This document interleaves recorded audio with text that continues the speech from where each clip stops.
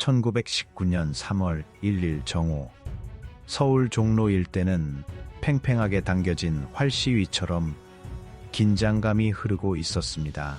거리는 평소보다 활기가 넘쳤지만 그 활기 뒤에는 무거운 침묵과 결연한 의지가 숨어 있었죠. 고종 황제의 인산일을 앞두고 전국 각지에서 올라온 수많은 인파. 그들이 품속에 소중히 감춘 것은 바로 태극기와 독립선언서였습니다. 하지만 같은 시각 이 거대한 폭풍을 기획한 주인공들이라 믿었던 민족대표 33인은 당초 약속했던 장소인 탑골공원이 아닌 인근의 고급 요리점 태화관으로 발길을 옮깁니다. 수만 명의 학생과 시민들이 목이 터져라 그들을 기다리던 그 시각. 왜 그들은 화려한 요리집 방 한 칸에 모여야만 했던 것일까요? 오늘 다시 만난 한국사에서는 100여 년 전 그날 태화관에 닫힌 문 뒤에서 벌어진 긴박한 드라마와 오늘날까지 우리에게 숙제로 남겨진 엇갈린 평가를 깊이 있게 들여다보겠습니다. 3.1운동을 기획할 당시 원래 독립선언서를 낭독하기로 한 장소는 명실상부한 민중의 광장 탑골공원이었습니다. 그곳은 이미 수천 명의 학생이 집결해 있었고 민중의 에너지가 폭발하기 직전에 하얗고와 같았죠. 하지만 거사 당일 아침 민족 대표들은 돌연 장소를 변경합니다. 바로 인사동에 위치한 태화관이었습니다. 왜였을까요? 이 결정은 훗날 역사학자들 사이에서 가장 뜨거운 논쟁거리가 됩니다. 민족 대표들이 내세운 공식적인 이유는 유혈 사태 방지였습니다. 천도교 측의 수장 손병희는 우리가 공원에서 선언서를 낭독하면 흥분한 군중과 일본 경찰 사이에 충돌이 일어나 무고한 피가 흐를 것이라며 우려했습니다. 비폭력 평화 시위를 지향했던 그들에게 통제 불가능한 군중의 에너지는 두려움의 대상이기도 했던 셈입니다. 하지만 이를 바라보는 역사의 시선은 복합적입니다. 어떤 이들은 이를 민중과의 분리라고 비판합니다. 지도부가 대중 앞에 서서 직접 시위를 이끌 용기가 부족했다는 것이죠. 반면 다른 쪽에서는 일제의 즉각적인 무력 탄압으로부터 선언의 상징성을 지키고 평화적 독립선언이라는 본질을 고수하기 위한 고육지책이었다고 해석합니다. 태화관의 좁은 방 안 33인이 모여 앉았습니다.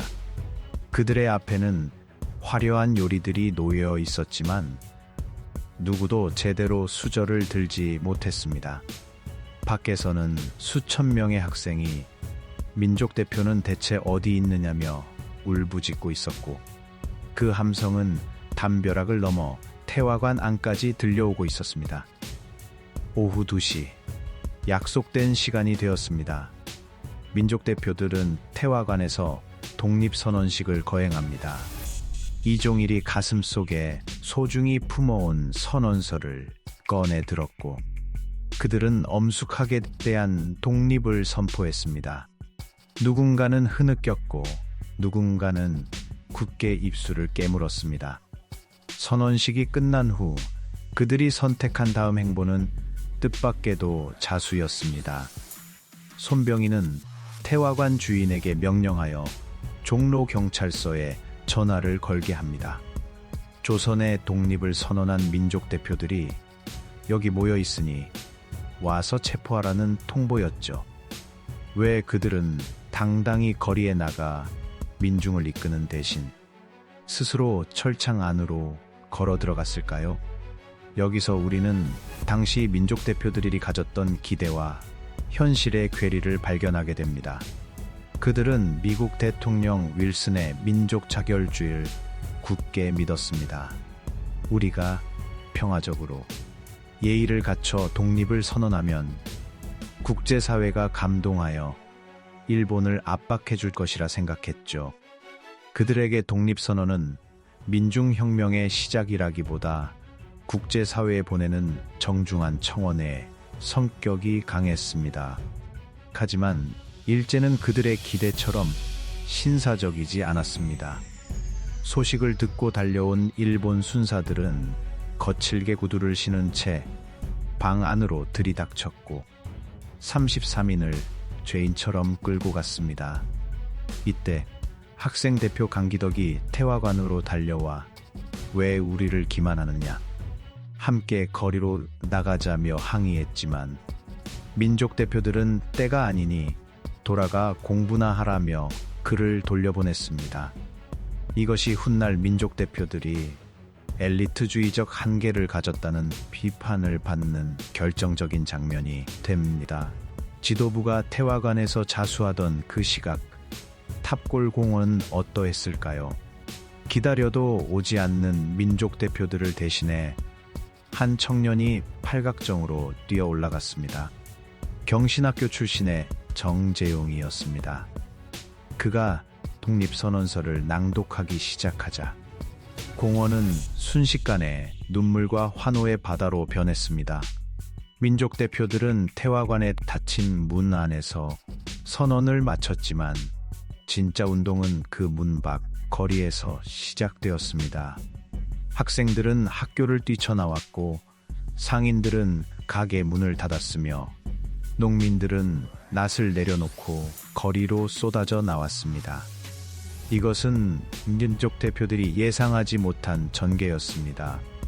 그들은 자신들의 선언이 질서정연한 국제적 협상으로 이어지길 바랐지만 우리 민중은 그것을 온몸을 던져 부딪히는 투쟁으로 받아들였습니다.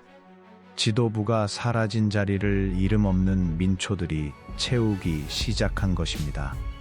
3.1운동이 특정 계층의 운동이 아닌 전민족적 항쟁으로 거듭나는 순간이었습니다.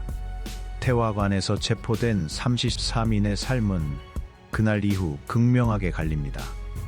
감옥 안에서도 기계를 잃지 않고 끝까지 독립을 외친 이들이 있는가 하면 시간의 풍화 속에 일제의 회유에 무너진 이들도 있었습니다. 천도교의 손병희 선생은 혹독한 고문과 투옥 생활 끝에 얻은 병으로 추록 후 얼마 지나지 않아 서거하며 민족에 큰 별로 남았습니다. 불교계의 한용운 선생 역시 감옥 안에서 독립은 구걸하는 것이 아니라 쟁취하는 것이라며 끝까지 절개를 지켰죠. 하지만 안타깝게도 최린, 박희도, 정춘수 등 일부 인물들은 훗날 친일파로 변절하며 이름에 씻을 수 없는 오점을 남깁니다. 이러한 결과론적 사실 때문에 오늘날 태화관 모임에 대한 평가는 더욱 냉정해지기도 합니다. 죽기를 각오했다던 이들이 왜 일제에 협력하는 길을 선택했는가는 뼈아픈 질문입니다. 하지만 우리가 잊지 말아야 할 것은 1919년 3월 1일 찰나의 진심입니다. 당시 일제의 무단 통치 아래서 독립선언서에 이름을 올리는 것은 곧 사형이나 다름없는 용기가 필요했습니다.